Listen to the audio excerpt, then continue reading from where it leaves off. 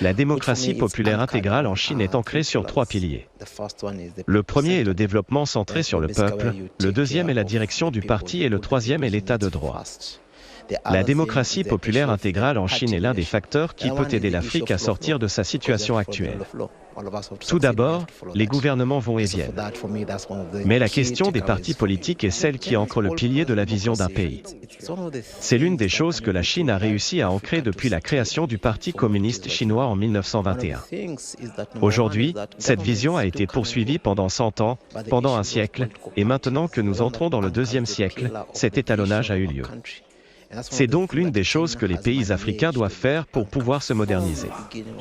Ils doivent s'assurer qu'ils soient capables de continuer à construire leur parti politique, mais qu'ils soient en mesure de partager une vision d'un pays d'une époque à l'autre, ce qui permettra à l'Afrique de se développer.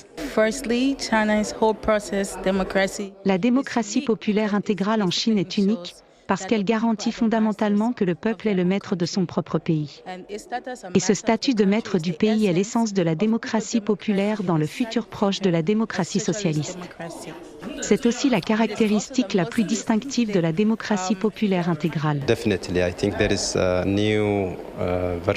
Je pense qu'il existe une nouvelle version de la démocratie telle qu'elle a été présentée au monde par la Chine et le gouvernement chinois, davantage basée et axée sur le peuple. Tout cela a montré au monde que la version chinoise de la démocratie est aussi une valeur démocratique émergente et une option pour le monde. Cela devient également une leçon pour de nombreux pays dans le monde, y compris les pays africains.